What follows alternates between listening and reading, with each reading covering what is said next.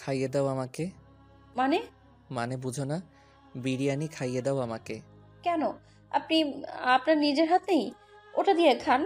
আমাকে কেন বলছেন? আমি বলছি তোমাকে খাইয়ে দিতে। পারবো না। কি বললে আবার বলো তো? ওনার কথা শুনে ওনার দিকে তাকালাম, সাথে সাথে কয়েকটা ঢোক গিলে ফেললাম। কি ভয়ঙ্কর ভাবে তাকিয়ে আছে আমার দিকে।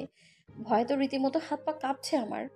কোনো মতে কাঁপা কাঁপা কণ্ঠে বললাম, ইয়ে, মানে বলছিলাম কি, রিহান আছে এখানে। আমি কিভাবে কি করব আপনি বলুন। বলেই কিছুটা হাসার চেষ্টা করলাম আমি। ভেবেছিলাম কাজ হবে, কিন্তু হলো না। বলে না, যা হবার তা শত চেষ্টা করার পরেও আটকানো যায় না। আমার সাথেও ঠিক তেমনটাই হলো। আমার কথা শুনে রিহানের দিকে তাকালো। একটা মিষ্টি হাসি দিয়ে তাকে জিজ্ঞেস করলো, রিহান, তোমার মা যদি আমাকে আর তোমাকে খাইয়ে দেয় তাহলে কেমন হয়? রেয়ানের কথা শুনে রিহান কি বুঝলো জানি না, কিন্তু সেও রেয়ানের সাথে তাল মিলিয়ে একটা ক্যাবলা হাসি দিয়ে বলল, মা, ভালোই হবে। বাবা আর আমি একসাথে তোমার হাতে খাবো, খাইয়ে দাও না প্লিজ। আমি কি করব বুঝতেই পারছি না। একবার রেয়ানের দিকে তাকাচ্ছি তো একবার রিহানের দিকে। এবার রেয়ান কিছুটা বিরক্তি নিয়ে বলল, কি হলো, খাইয়ে দিচ্ছ না কেন? নাকি অন্য কোনো ব্যবস্থা করব? রেহানের কথা শুনে আমি কিছুক্ষণ চুপ থাকলাম, অতঃপর খাইয়ে দেওয়া শুরু করলাম রেহান আর রিহানকে। প্রথমে রিহানকে খাইয়ে দিলাম, তারপর রেয়ানকে। রেয়ানকে খাইয়ে দিতে খুব অস্বস্তি হচ্ছে আমার। তাছাড়া রেয়ান বারবার আমার হাতে কামড় দিচ্ছে। এবার তো খুব জোরেই কামড়টা দেয়। সাথে সাথে আমি আহ বলে উঠি। রেয়ান একটা বাঁকা হাসি দিয়ে নিজের নখ দেখতে দেখতে বলে, কি হয়েছে মরুভূমি? কোথাও কি ব্যথা পেয়েছো? তার কথা শুনে ইচ্ছে করছে হাতের পাশে থাকা প্লেটটা দিয়ে তার মাথায় জোরে একটা বাড়ি দিই। কিন্তু আমি তো নিরুপায়। এটা যদি করি তাহলে পরে কি না কি করবে আমার সাথে, বলা তো আর যায় না। সে যদি পুলিশ হতো তাহলে তো মানা যেত, কিন্তু সে তো একটা আস্ত গুন্ডা পুলিশ। প্রায় 1 ঘন্টা পর রেহান আর রিহানকে খাওয়ানো শেষ হয় আমার। আমি বুঝতে পারছি না রিহানও কি রেহানের সাথে তাল মিলে গেছে নাকি একদম। আজকে দুইজনেই একাধারে খাবার খেয়ে যাচ্ছে। পেট যেন তাদের ভরছেই না। অবশেষে 1 ঘন্টা পর তাদের পেট মনে হয় একটু হলেও ভরেছে, আর আমি মুক্তি পেয়েছি। খাওয়ানো শেষ হতেই রিহানকে নিয়ে ড্রয়িং রুমে চলে যায় টিভি দেখার উদ্দেশ্যে। আর আমি মার জন্য খাবার বাড়ছি। রেহান আসার পর থেকে মা একবারের জন্যও রুম থেকে বের হয়নি। তার নাকি রেহানকে ভালো লাগে না। খাবার খাওয়ার জন্য মাকে ডাকতে গিয়েছিলাম, তখন মা সাফ সাফ মানা করে দেন যে তিনি রেহানের সাথে এক টেবিলে বসে খাবার খাবেন না। যদি খান তাহলে নিজের রুমেই খাবেন। তাই আমিও খাবার নিয়ে যাচ্ছি তার রুমে, সাথে আমার খাবারটাও। মা আর আমি একসাথেই খাবো। মার রুমে ঢুকতেই দেখি মা বসে আছে বিছানায়। আমিও মার পাশে গিয়ে বসি। তারপর মাকে বলি, মা, এই নাও খাবার এনেছি, এখন তো খাও প্লিজ। দেখো খাবারের সাথে রাগ করে থাকা ভালো না তো। আমি খাবো না। প্লিজ মা, জেদ করো না। দেখো আমিও খাইনি খাবার, তোমার সাথে খাবো ভেবেছিলাম। এখন যদি তুমি না খাও তাহলে আমিও খাবো না। আমার কথাটা শুনে মা খাবারের প্লেটটা নিতে নিতে বলে, তুই যা করছিস তা কি ঠিক, মীরা? কি করেছি আমি? এই যে ওই ছেলেটার সব কথা শুনছিস, আবার বাসায়ও আসতে দিচ্ছিস। কেন প্রতিবাদ করছিস না ওই ছেলেটার? আবার আমাকেও করতে দিচ্ছিস না? মা, আমি নিরুপায়। তুমি জানো না রিয়ান ঠিক কেমন। এমনকি আমিও জানি না, ও যা চায় তা আদায় করেই নেয়। এতদিনে ঠিক এটা বুঝে গেছি ওকে। আমরা কিছু করতে পারবো না ওর। কেন পারবে না? কেন পারবো না? ও পুলিশ বলেই যা ইচ্ছা করবে নাকি? এটাই তো ব্যাপার মা, ও শুধু পুলিশ না, ও বাংলাদেশের টপ বিজনেসম্যানদের একজনের ছেলে। আমরা চাইলেও কিছু করতে পারবো না। পরে যদি কিছু বলি তাহলে হয়তো আমাদেরই ক্ষতি হবে। তাছাড়া তুমি দেখেছো তো রিহানের সাথে রিহান কতটা ভালোভাবে হয়ে গেছে। ও যদি রিহানের কিছু করে ফেলে, আমি চাই না আমার কোনো ভুল সিদ্ধান্তের জন্য রিহানের কিছু হোক। ও যদি তোকে বিয়ে করতে বলে তাহলে করবি? কি হলো বল? না তাহলে? মা, প্লিজ এই ব্যাপারে আমাকে কিছু বলো না। এত প্রেশার নিতে পারছি না আমি আর। কথাটা শুনে মা চুপ করে গেছেন। হয়তো ভাবলেন আসলেই আমি এত প্রেশার নিতে পারবো না। চুপচাপ খেয়ে নিলাম দুজনেই। খাওয়া শেষে সব ঠিকঠাক করে ড্রয়িং রুমের দিকে পা বাড়লাম। ড্রয়িং রুমে যেতেই আমি অবাক। রেহান আর রিহান সেই লেভেলে দুষ্টুমি করছে। আজ প্রথম মানুষটাকে হাসতে দেখলাম। খুব প্রাণবন্ত ভাবে হাসছে সে। সাথে আমার ছেলেটাও খুব হাসছে। খুব তাড়াতাড়ি আপন করে নেয় সে রেহানকে। আমি তাদের মাঝে উপস্থিত হতেই রেহান হাসি বন্ধ করে দেয়। আমাকে বসতে বলে, রিহানকে বলে, রিহান, তুমি তোমার নানুর কাছে যাও তো। আমি আর তোমার মা একটা জরুরি কথা বলবো। আচ্ছা বাবা। বলে রিয়ান দৌড় দেয় মায়ের রুমে চলে যায়। রিয়ান যেতেই রিয়ান ঠিক হয়ে বসে, শান্ত কণ্ঠে আমাকে জিজ্ঞেস করে, রিহান বলছিল ওর নাকি 4 বছর। হুম। তাহলে তোমার কি 15-16 বছরে বিয়ে হয়েছিল? কথাটা শুনে আমি রিয়ানের দিকে তাকালাম। সে আমার দিকে তীক্ষ্ণ দৃষ্টিতে তাকিয়ে আছে, হয়তো উত্তরের আশায়। আমি তার দিকে একবার তাকিয়ে আবারও মাথাটা নিচু করে ফেলি। আমাকে কিছু বলতে না দেখে সে আবারও বলল, আমি তোমাকে কিছু জিজ্ঞাসা করেছি, উত্তরটা কি দেওয়া যায় না? হুম। তাহলে বলো, তোমার কি 15-16 বছরে বিয়ে হয়েছিল? হুম। কেন? সে এবার কৌতূহল নিয়ে আমার দিকে ফিরে বসলো, সাথে আছে তার সেই তীক্ষ্ণ দৃষ্টি। আমি মাথা নিচু করে বলতে লাগলাম, আমি অনেক গরিব ঘরের মেয়ে। বাবা টাকার জন্য আমাকে একটা বড় লোক ছেলের সাথে বিয়ে দিয়েছিলেন। আমার কথা শেষ হতেই রিয়ান সোফার সাথে হেলান দিয়ে আয়েশ করে বসে, তারপর বলে, এবার বুঝলাম তোমার মতো একটা মেয়ে ডিভোর্সি কেন। হয়তো তোমার যার সাথে বিয়ে হয়েছে সে বুড়ো ছিল, তোমাকে অনেক মারতো, আর তার নারীর নেশা ছিল। কয়েকদিন যাওয়ার পরও তোমাকে ভালো লাগছিল না তার, তাই তোমাকে ছেড়ে চলে গেছে, তাই না? কথাটা শুনে আমি রিয়ানের দিকে রাগী দৃষ্টিতে তাকালাম। বললাম, জীবনেও না। আমার যার সাথে বিয়ে হয়েছে সে ঠিক বয়সেই ছিল, আর সে অনেক ভালো ছিল। তাহলে তুমি কিছু বলছো না মানে আমি যা ভাবছি ওইটাই সত্যি? তাছাড়া অন্য কোনো কারণ তো দেখছি না আমি। তোমার এক্স হাজবেন্ড নিশ্চয়ই খারাপই ছিল। ওনার কথাগুলো শুনে রাগ হচ্ছে আমার, প্রচুর রাগ। রাগ সামলাতে না পেরে জোরে জোরে চিল্লিয়ে বললাম, আমার শুভ অনেক ভালো, বুঝেছেন আপনি? অনেক ভালো, ও আমাকে অনেক ভালোবাসতো। কথাটা বলতে গিয়ে দুফোঁটা চোখের পানি গড়িয়ে পড়ে আমার চোখ থেকে। রিয়ান কিছু বলতে যাবে তখনই তার একটা ফোন আসে। স্ক্রিনে থাকা নামটা দেখি সে কিছু না বলে বের হয়ে যায় বাসা থেকে। আর আমি সেখানেই বসে আছি। আসলেই কেন শুভ আমাকে রেখে গিয়েছিল, কারণটা যে এখনো আমার অজানা। সকালে কিছু প্রয়োজনীয় জিনিস কিনতে বাজারে যাচ্ছি আমি। রাস্তায় অনেকক্ষণ দাঁড়িয়ে আছি রিক্সার অপেক্ষায়, কিন্তু কোনো রিক্সা পাচ্ছি না। বাধ্য হয়ে ফুটপাত দিয়ে হাঁটছি আমি। হঠাৎ মনে হলো আমার পাশে একটা গাড়ি আছে, আর সেটা আমার সাথে সাথেই এগোচ্ছে। পাশে তাকাতেই দেখি রেয়ান, সে গাড়ি চালাচ্ছে। ঠিক চালাচ্ছে না, আমি যেভাবে হাঁটছি সে ঠিক সেভাবে গাড়িটা আগাচ্ছে। আমাকে তার দিকে ফিরতে দেখে একটা মুচকি হাসি দিয়ে বলে, হাই মরুভূমি। কথাটা শুনেও না শোনার ভান করে হাঁটতে থাকি। তার সাথে কথা বলার বিন্দু মাত্রই ইচ্ছে নেই আমার। কি ভাবে কি সে আমাকে? আমার কি কষ্ট হয় না? রাগ নেই আমার? কাল যা হলো তার জন্য খুব রেগে আছি আমি। আজ যাই করুক না কেন কথা বলবো না আমি তার সাথে। এদিকে প্রেম বকবক করেই যাচ্ছে, কিন্তু তাতে বিন্দুমাত্র পাত্তা দিচ্ছি না আমি। এবার বেশ বিরক্তি নিয়েই সে বলল, মরুভূমি গাড়িতে ওঠো। তোমাকে আমি কি বলেছি? ওঠো গাড়িতে। এবার কিছুটা রেগে বলল কথাটা রেয়ান, কিন্তু তাও আমি পাত্তা দিলাম না তাকে। নিজের মতো করে হাঁটছি। হঠাৎ রেয়ান গাড়ি থেকে নেমে আমাকে কোলে তুলে নিল। সাথে সাথেই আমি আশেপাশে তাকাতে শুরু করি। রাস্তার সব মানুষ আমাদের দিকে কেমন করে তাকিয়ে আছে, কিছু মানুষ তো মুখ টেপে টেপে হাসছেও। এসব দেখে আমি নিজেকে যথাসম্ভব রিয়ান থেকে ছাড়ানোর চেষ্টা করতে লাগলাম, কিন্তু পারলাম না। রিয়ান আমাকে গাড়িতে বসিয়ে গাড়ি লক করে দিল। এতে কিছুটা জোরেই রিয়ানকে বললাম, আপনি যা করছেন তা কিন্তু একদমই ঠিক না। সবসময় আপনি যা চাবেন তা কেন হবে? আমার কথা শুনে রিয়ান আমার দিকে কিছুটা ঝুঁকে বলল, সবসময় আমি যা চাইবো তাই হবে। আজ তোমার অতীতটা জেনেই ছাড়বো। বাগান জাতীয় কোনো একটা জায়গায় আছে আমি আর রিয়ান। চারপাশে ফুলের ঘ্রাণ ছড়িয়ে ছিটিয়ে আছে। বিরাট বড় গাছের নিচে বসে আছি আমি, আর আমার পাশে বসে আছে রিয়ান। সে বারবার আমার দিকে তাকাচ্ছে, হয়তো উত্তরের আশায়, কিন্তু তা বুঝতে পেরেও কোনো কথা বলছি না আমি। চুপচাপ নিচের দিকে তাকিয়ে আছি। এবার কিছুটা অস্থির হয়ে রিয়ান জিজ্ঞেস করে, মীরা, তুমি কি আমাকে তোমার অতীতটা বলবে না? কি ব্যাপার মিস্টার রিয়ান, আজ প্রথম আমার নাম ধরে রেখেছেন আপনি? না, প্রথমবার না, 2বার। ও। কথা পেঁচিও না।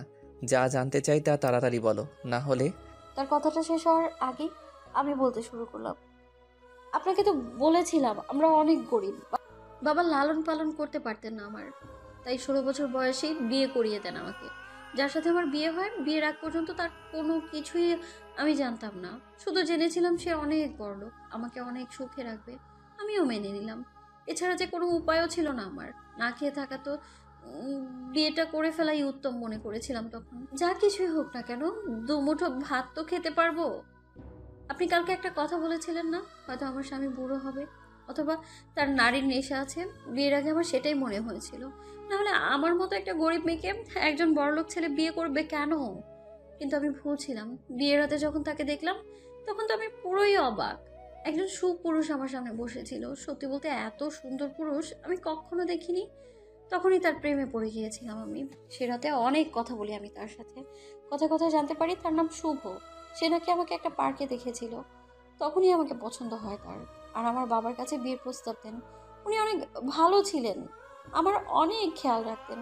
শুভর পরিবার বলতে আমি আর তার ছোট বোন রিহাই, এছাড়া আর কেউই ছিল না। ছোটবেলায় তার বাবা মা মারা যান, আত্মীয় স্বজনরাও সব দেশের বাইরে থাকেন। শুভ চেয়েছিলেন আমি যেন কলেজে ভর্তি হই, ভর্তি হইও আমি। কিন্তু কিছুদিন পরেই জানতে পারি আমি প্রেগনেন্ট। জানেন, যেদিন ওনাকে এই কথাটা বলি তখন তিনি অনেক কেঁদেছিলেন। এই জন্য না যে আমাদের বেবি হবে, কেঁদেছিলেন কারণ আমার বয়স কম ছিল। এত কম বয়সে আমার বেবি হবে কিভাবে, আমি কিভাবে পড়ালেখা করব। অনেকবার চেয়েছিলেন বেবিটা নষ্ট করে ফেলতে। আমি একটু বড় হই তখন বেবি নেবেন, কিন্তু আমি মানা করি। কেন যেন মনে হচ্ছিল বেবিটা আমার খুব প্রয়োজন। দেখুন না, আসলেই ও আমার প্রয়োজন। এখন তো ওকে আমার লাগে, তাই না? ওকে ছাড়া যে আমি বাঁচতে পারতাম না। যখন রিহান হয় তখন শুভর চেহারা দেখার মতো ছিল। অনেক খুশি ছিলেন তিনি। ভেবেছিলাম রিহান হওয়ার পর আমি আর পড়ালেখা করতে পারবো না, কিন্তু জানেন শুভ আমাকে পড়ালেখা করতে দিয়েছিল। সারাটা দিন আমার সেবা করতো। বলতে গেলে আমার থেকে রেহানকে সে বেশি দেখাশোনা করতো। তার সাথে আমার পরিবারকেও আগলে রেখেছিল। বাবাকে একটা চাকরি দেন। আমরা এখন যে বাসায় আছি ওটাও শুভ বানিয়েছিল। বেশ ভালোই চলছিল আমাদের। কিন্তু কথাটা বলেই একটু থেমে যাই। কয়েকটা জোরে জোরে শ্বাস নিয়ে আবারও বলতে শুরু করি। তখন আমি ইন্টার পরীক্ষা দিয়ে মাত্র অনার্সে উঠেছিলাম।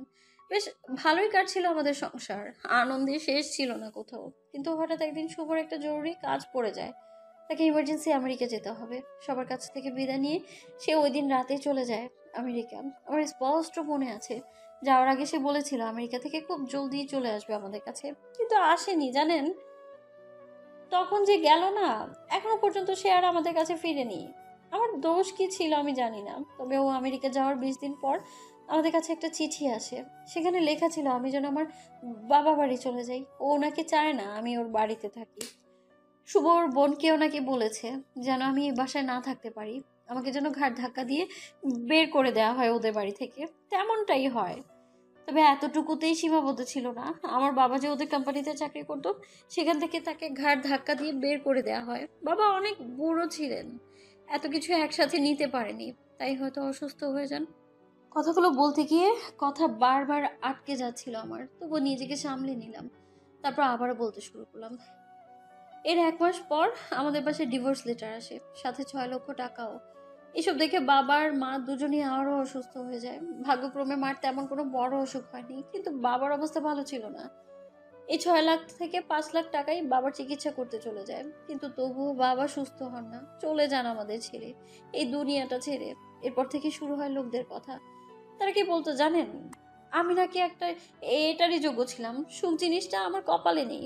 আমি নাকি আমার স্বামীকে আগলে রাখতে পারিনি। আমি একটা, এসব কথা শুনে ইচ্ছে করতো মরে যেতে। কিন্তু আমার যদি কিছু হয় তাহলে আমার মার ছেলেকে কিভাবে থাকবে আমার মা ছেলে। তাই নিজেকে শক্ত করে নিলাম। এরপর থেকে লোকদের কথায় কান দিতাম না। নিজের পায়ে দাঁড়ানোর চেষ্টা করি। প্রতিদিন ছোট ছোট বাচ্চাদের টিউশনি করাতাম। এর থেকে বেশি তো আর করতে পারবো না। আমি মাত্র ইন্টার পাস, কেই বা আমাকে ভালো কোনো চাকরিতে নিবে। কিন্তু তাতেও আমি দমে যাইনি। যতটুকু পারতাম ততটুকু কাজ করতাম। এভাবে কেটে যায় পুরো 1 বছর 5 মাস। এখন সবকিছু মানিয়ে নিয়েছি আমি, কিন্তু কেন যেন শুভর কথা মনে পড়লে নিজেকে আর আটকে রাখতে পারি না। কথাগুলো বলে চুপ হয়ে যাই। রিয়ানও চুপ করে আছে। হঠাৎ সে আমার দিকে ফিরে বলে ওঠে, আচ্ছা, আমার যতটুকু মনে হয় শুভ খারাপ ছিল, তাহলে তুমি ওকে ভালো বলছিলে কেন? কেমনে খারাপ বলুন তো? এত কিছু করেছে সে আমার জন্য, তাকে খারাপ কিভাবে বলি আমি? হ্যাঁ, ও যা করেছে তা ওর করা উচিত ছিল না। আবার হয়তো আমারই কোনো দোষ ছিল। এই তো বাংলাদেশের দীপিকা মাইয়া, যত কিছুই হোক না কেন সব দোষ তাদেরই। স্বামীরা যেন ধোয়া তুলসী পাতা। মানে? মানে দোষ ওর ছিল, তোমার না। ওই খারাপ। হয়তো। আবার বলে হয়তো। আমি চুপ করে থাকলাম। আসলে রিয়ান ঠিক বলছে, শুভ হয়তো খারাপই ছিল, কিন্তু এতগুলো বছর থেকেছি তার সাথে, কই কোনো বাজে দিক তো কখনো দেখিনি তার। তাহলে হুট করে এত পরিবর্তন কেন? এগুলোই ভাবছি। হঠাৎ রিয়ান আবারও বলে উঠলো, আচ্ছা, এত কম বয়সে বেবি হয়েছিল তোমার, কোনো কি খারাপ ইফেক্ট পড়েনি তোমার উপর? না, হয়তো আমার ভাগ্যে এমন কিছু ছিল না। হুম। আচ্ছা রিয়ান, আপনি আমাকে কোথায় প্রথম দেখেছিলেন? কথাটা শুনে রেহান আমার দিকে একবার তাকালো, পরক্ষণে উঠে দাঁড়ায়, সে প্যান্টের পকেটে হাত রেখে বলে, চলো তোমাকে বাসায় দিয়ে আসি, পরে না হলে অনেক দেরি হয়ে যাবে। ওনার কথায় বেশ বুঝতে পারছি তিনি আমার কথা এড়িয়ে যাচ্ছেন, কিন্তু কেন? তাকে আবারও জিজ্ঞেস করলাম, উত্তরটা কি দেবেন না আমাকে?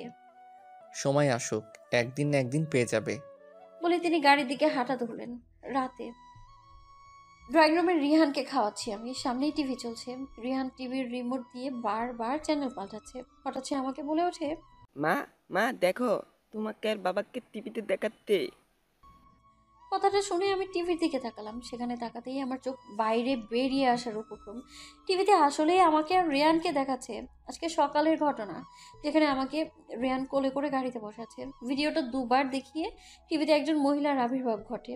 সে তার কাজ অনুযায়ী বলা শুরু করে, ব্রেকিং নিউজ, বাংলাদেশের টপ বিজনেসম্যান অজিত আহমেদের ছেলে রেহান আহমেদ একটা মেয়েকে কোলে করে গাড়িতে বসাচ্ছেন। বলেই আরও কয়েকটা ভিডিও দেখায় তারা, যেখানে আমার এলাকার কিছু লোকজন আছে। এই লোকগুলো সেই লোক যারা আমাকে আগে থেকেই কথা শোনাতো। এখনও আমার নামে বদনাম করতে বাদ রাখেনি তারা। একজন তো আমাকে বেশ্যা বলছে, আরও কত বাজে কথা। এগুলো শুনে টপ টপ করে আমার চোখ থেকে পানি পড়ছে। এর মাঝেই হঠাৎ দরজার কলিং বেল বেজে ওঠে। মা গিয়ে দরজা খুলতেই দেখে রেয়ান। রেয়ানকে দেখতেই আমার রাগ উঠে যায়। সে কাছে আসতেই আমি তার কলারটা চেপে ধরি, রাগী কণ্ঠে বলি, খুশি তো এখন আপনি? হ্যাঁ, দেখুন টিভিতে কি সব বলছে আমার নামে, আমি নাকি বেশ্যা। সবাই আমার জন্য, সব আপনার জন্য হয়েছে, সব। কথাটা বলতে বলতেই রেয়ানকে মারা শুরু করলাম আমি। তা দেখে রেয়ান মায়া ভরা কণ্ঠে বলল, মা, বাবাকে মারতো কেন? কোনো বাবা নাই এই লোক তোর। আর একবার যদি কোনো অচেনা লোককে বাবা ডাকিস না, তাহলে আমার থেকে খারাপ আর কেউ হবে না বলে দিলাম। কথাটা ধমক দিয়ে বললাম আমি। এই প্রথম রিহানকে ধমক দিয়েছি। পানিতে চোখ ভরে গেছে আমার ছেলেটার। মায়া ভরা দৃষ্টিতে তাকিয়ে আছে আমার দিকে। ওর চোখের পানি দেখে আমার খুব কষ্ট হচ্ছে, কিন্তু তাও নিজেকে শক্ত রাখলাম। মাকে উদ্দেশ্য করে বললাম, মা, রিহানকে নিয়ে যাও এখান থেকে। আমার কথা শুনে মা তৎক্ষণাৎ রিহানকে নিয়ে সেখান থেকে চলে গেল। এদিকে রিহানকে বকা দিতে দেখে রিহান আমাকে কিছুটা রাগী কণ্ঠে বলল, আমার উপরের রাগ তুমি রিহানের উপর কেন ঝাড়ছ? কেন, কষ্ট হচ্ছে বুঝি? আচ্ছা, আপনার কেন কষ্ট হচ্ছে? হ্যাঁ, কষ্ট তো হওয়ার কথা আমার, তাই না? তাহলে আপনার কেন এত দরদর প্রতি? আপনি আমাদের কেউ না, দূরে থাকবেন আমাদের কাছ থেকে। দেখো মীরা, শান্ত হও। কেন? কেন শান্ত হব আমি? আমি কেন শান্ত হব? আমি কোনো শান্ত হচ্ছি না। আমার কি মনে হয় জানেন, টিভিতে যা দেখাচ্ছে সব আপনি ইচ্ছে করে করেছেন, যাতে আমি আপনাকে বিয়ে করি, তাই না? আরে আপনি এত নীচ যে আমাকে বেশ্যা বানিয়ে দিলেন। কথাটা শুনতে রেয়ান রেখে গেল। আমার হাত শক্ত করে ধরে চিলিয়ে মীরা বলে উঠল। এতে আমার হাতে এক ঝটকায় সরিয়ে দিলাম আমি। তারপর বললাম, ছুবেন না আমাকে একদম, খবরদার। আপনার মতো পশু জানোয়ার অমানুষের হাতে ছোঁয়া আমার ঘৃণা হয়, বুঝেছেন আপনি? ঘৃণা হয় আমার। কথাটা শেষ হতেই রিয়ান আমার গাল চেপে ধরলো, দাঁতে দাঁত চেপে বলে উঠল, আমার ছোঁয়ায় ঘৃণা হয় না তোর, এ ছোঁয়ায় তোর সহ্য করতে হবে। বলেই রিয়ান আমাকে ছেড়ে দিল। আর এক মুহূর্ত সেখানে দাঁড়িয়ে না থেকে চলে যায় সেখান থেকে। আর আমি সেখানেই বসে পড়ি। কেন জানি আর চোখের পানি বাধাই মানছে না। রাত প্রায় 3টা। হঠাৎই আমার ঘুম ভেঙে যায়, পানির পিপাসা লেগেছে খুব। তাই উঠে রান্নাঘরে গেলাম পানি খেতে। হঠাৎ দরজা ধাক্কানোর আওয়াজ পাই। দরজার কাছে যেতেই শুনতে পাই কেউ একজন মরুভূমি মরুভূমি বলে ডাকছে। বুঝতে পারছি সেটা রেয়ান। তাই সেখান থেকে চলে আসতে নিব, তখনই রেয়ান জোরে জোরে বলে ওঠে। ওই মরুভূমির দরজা খোল, না হলে কিন্তু দরজা ভেঙে ফেলবো। বলেই জোরে জোরে দরজা ধাক্কানো শুরু করলো। এমনভাবে ধাক্কাচ্ছে যেন এখনই দরজা ভেঙে ফেলবে। যদি সত্যি সত্যি ভেঙে ফেলে দরজা, ভেবে দরজাটা খুলে দিলাম আমি।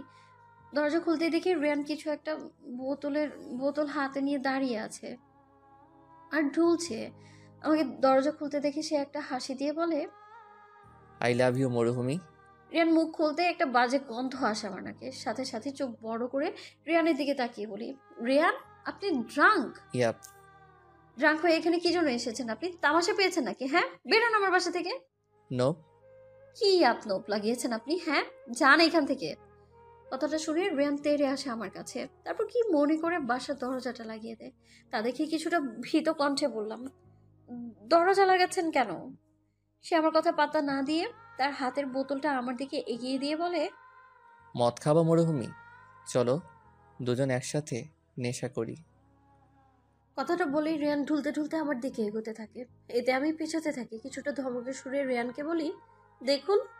তো দেখাও না, মানা করেছে কে? ওয়েট, আমি দেখছি কেউ মানা করেছে নাকি। কার এত বড় সাহস আমার বেককল মরুভূমিকে মানা করে? আজকে ওই ব্যাটার একদিন কে আমার একদিন।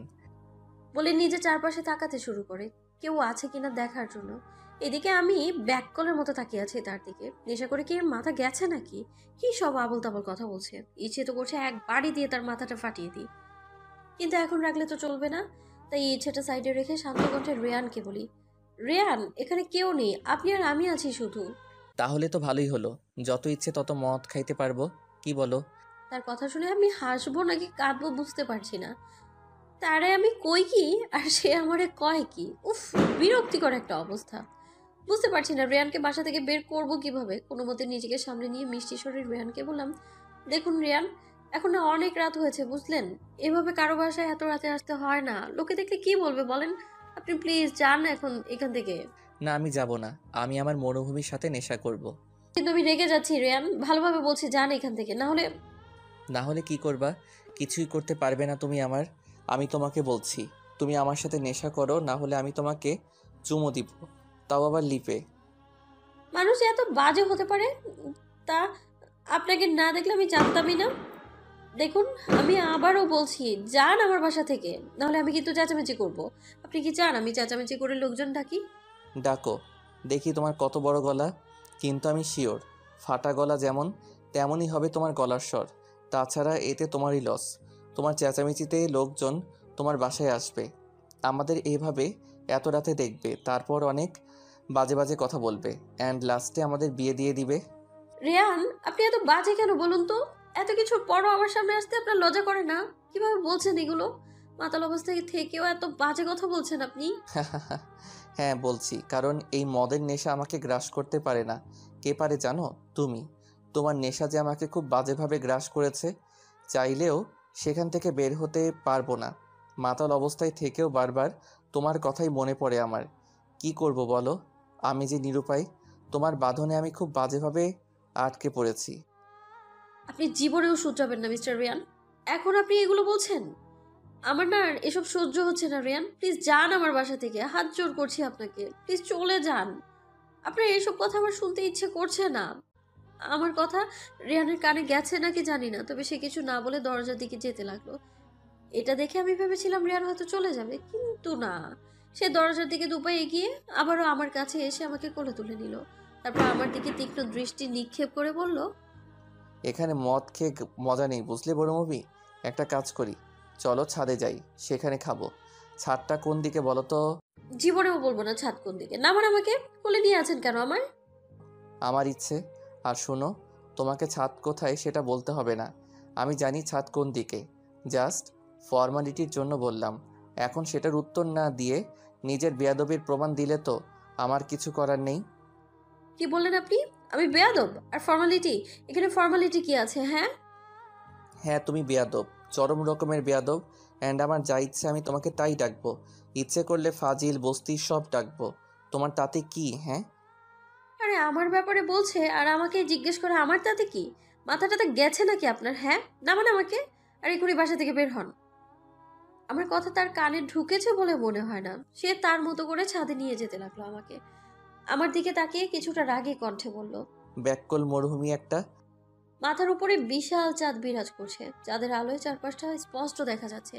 সাথে দেখা যাচ্ছে রেয়ানের উদ্ভট কাণ্ডগুলো। ছাদের একপাশে বসে আছি আমি, আর আমার পাশে বসে আছে রেয়ান। আমাদের ঠিক সামনে রাখা হয়েছে মদের বোতলটা।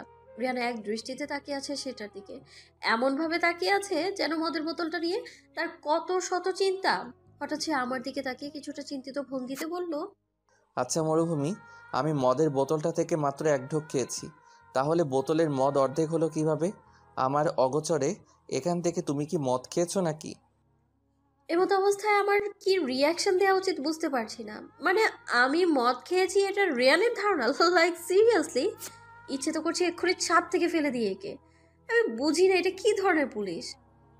আমি কিছু বলতে যাব তার আগে রিয়ান হুট করে আমার কোলে মাথা রেখে শুয়ে পড়ে আর খুব শক্ত করে জড়িয়ে ধরে আমায়। এতে আমি কিছুটা কেঁপে উঠি। রিয়ানকে হালকা ধাক্কা দিতে দিতে বলি, মিস্টার রিয়ান প্লিজ উঠুন আমার কোল থেকে। হুম। কি হুম? আমি আপনাকে উঠতে বলেছি রেয়ান, উঠে তাড়াতাড়ি আমার বাসা থেকে বের হন, না হলে কিন্তু। রেয়ানের দিকে তাকাতেই আমি চুপ হয়ে যাই। আমি এত কিছু বললাম কিন্তু এই ব্যক্তির কানে মনে হয় কিচ্ছু যায়নি। সে তো আরামসে আমার কোলে ঘুমিয়ে আছে। ঘুমন্ত অবস্থায় কেমন যেন লাগছে রেয়ানকে, একদম বাচ্চা বাচ্চা। ঠোঁট দুটো কেমন করে উল্টে রেখেছে কেন জানি না। এখন রিয়ানকে খুঁটিয়ে খুঁটিয়ে দেখতে খুব ইচ্ছে করছে আমার। ভাবছি ইচ্ছেটা পূরণ করেই ফেলি। তাই রিয়ানের দিকে তাকিয়ে তাকিয়ে তাকে খুঁটিয়ে খুঁটিয়ে দেখতে লাগলাম আমি। রিয়ানের চুলগুলো কালো না, কিছুটা লালচে রঙের, সাথে সিল্কিও অনেকটা। সবসময় তার সামনের চুলগুলো তার চোখের সামনে পড়ে থাকে। রিয়ানের ভ্রুগুলো লালচে রঙের, একদম পারফেক্ট একটা মানুষ। আর তার চোখের পাপড়িগুলো, সেগুলো অনেক ঘন ঘন, ইচ্ছে করছে ছুঁয়ে দিতে। চোখের বাম পাশে একটা ছোট্ট তিল আছে, একদম আমার মতো। তার আর আমার ঠিক একই রকমের তিল আছে চোখের বাম পাশটায়। যাক, এতদিনে তার সাথে আমি কোনো একটা মিল পেলাম আমার। ভেবেই আনমনে একটা হাসি দিয়ে দিলাম। পরে করে আবার তাকে পর্যবেক্ষণ শুরু করলাম। রেয়ানের নাকটা অনেক সরু, আর তার ঠোঁট, সেটা তো অনেকটা গোলাপি। আচ্ছা, কোনো ছেলের ঠোঁট কি এতটা গোলাপি হয়? তার উপর তিনি আবার ঠোঁট উল্টে ঘুমাচ্ছেন। আসলে না, উনি অনেক সুন্দর। সুন্দর না, অনেক সুন্দর। হঠাৎ খেয়াল করলাম তার গায়ের রঙের দিকে। সেখানেও সে 100-তে 100। আমার থেকেও তিনি 3 ডবল সাদা।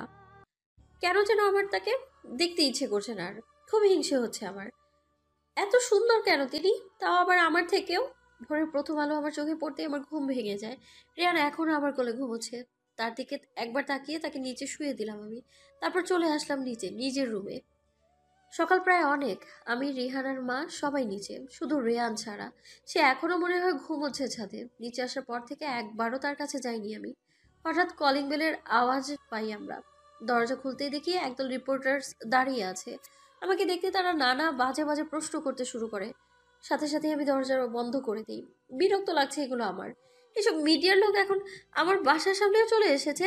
তাদের জন্য হয়তো বাসা থেকেও বের হতে পারবো না আমি। আস্তে আস্তে রাগতে শুরু করি আমি। কেন যেন রাগ লাগছে প্রচুর। আর তা আরো বেড়ে যায় রেয়ানকে দেখে।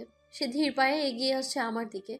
তাকে দেখে আমি রাগী কণ্ঠে বললাম, দেখুন আপনার জন্য কি অবস্থা হয়েছে আমাদের। এখন তো বাসা থেকে বের হতে পারবো না আমরা। সাথে লোকজন, লোকেদের কথা তো আছেই। কেন এমন হচ্ছে রেয়ান? আপনার জন্যই তো হচ্ছে, তাই না? তাহলে কেন চলে যাচ্ছেন আপনি আমাদের জীবন থেকে? কথাটা শুনে রেহান কোনো জবাব দিল না আমায়, শুধু তীক্ষ্ণ দৃষ্টি নিক্ষেপ করে আমার দিকে এগোতে লাগলো। তা দেখে মা এবার তার ঝাঁঝালো কণ্ঠে রেয়ানকে বলল, এই ছেলে, তুমি আমার বাসায় কিভাবে? আর আমার মেয়ের দিকে এভাবে এগোচ্ছ কেন? বের হও আমার বাসা থেকে।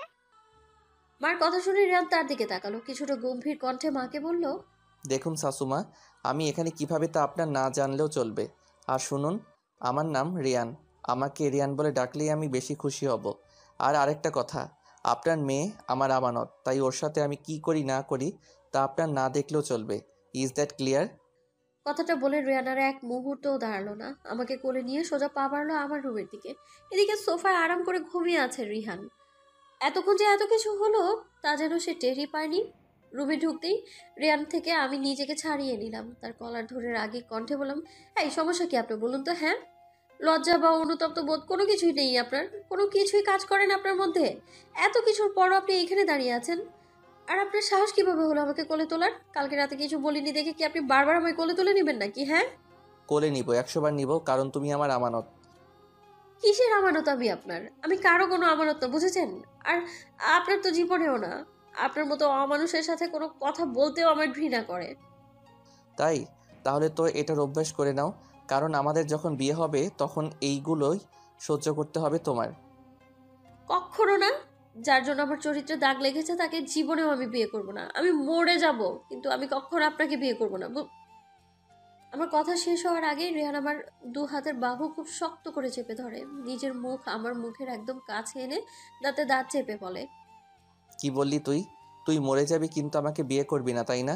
আরে আমি চাইলে তোকে এখন এই মুহূর্তে বিয়ে করতে পারবো, কিন্তু কেন করছি না জানিস? কারণ আমি চাই তুই নিজে থেকে আমাকে বিয়ে করিস, জোর করে না। সে স্বপ্ন দেখা বন্ধ করে দিন রেয়ান, কারণ আপনার এই স্বপ্ন কখনো পূরণ হবে না। একটা কথা জানো কি মরুভূমি, আমি স্বপ্ন পূরণ করার জন্য দেখি, তা মাঝপথে রেখে দেওয়ার জন্য না। অ্যান্ড আই এম শিওর এই স্বপ্নটাও পূরণ হবে, তাও অনেক তাড়াতাড়ি। কথাটা বলে রিয়ান আমাকে ছেড়ে দেয়। তারপর চলে যেতে নিলে আমি তাকে কিছুটা বিরক্ত কণ্ঠে বলি, কোথায় যাচ্ছেন আপনি? এখানে তো তুমি থাকতে দিবে না, তাই বাইরে যাচ্ছি। কাজ আছে। কিভাবে বাইরে যাবেন ছুটি? মিডিয়া লোক চারপাশ থেকে ঘিরে রেখেছে আমার বাসা, যাওয়ার কোনো উপায়ই নেই। তাহলে কি তুমি আমাকে এখানে থাকতে বলছো? তার কথাটা শুনে আমি চুপ হয়ে যাই। কি বলবো বুঝতেই পারছি না। সে আমাকে চুপ থাকতে দেখে আমার দিকে কিছুটা এগিয়ে মুচকি হেসে বলে, তুমি আমাকে এত কাঁচা খেলোয়াড় ভাবো মরুভূমি? ভুলে যেও না আমি একজন পুলিশ। কোথায় কিভাবে বের হতে হবে সেটা আমি খুব ভালো করেই জানি। বলেই আর এক মুহূর্ত না দাঁড়িয়ে সে রুম থেকে বের হয়ে যায়। দুপুর প্রায় 2টা, মাত্র রিহানকে খাইয়ে দিলাম আমি। এবার আমার আর মার খাবার পালা। টেবিলে খাবার বাড়ছি, এমন সময় দরজা কলিং বেল বেজে ওঠে। ভেবেছিলাম হয়তো মিডিয়ার লোক হবে, তাই পাত্তা দিলাম না। কিন্তু 5-6 বার কলিং বেল বাজার পর বাধ্য হয়ে দরজা খুললাম আমি। দরজা খুলতেই দেখি রেয়ান দাঁড়িয়ে আছে। চোখ মুখ শক্ত করে রেখেছে সে, চোখ দুটো লাল হয়ে আছে।